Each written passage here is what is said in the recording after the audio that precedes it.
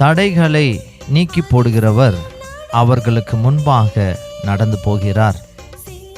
மீகா 2 அதிகாரம் 13 வசனம்.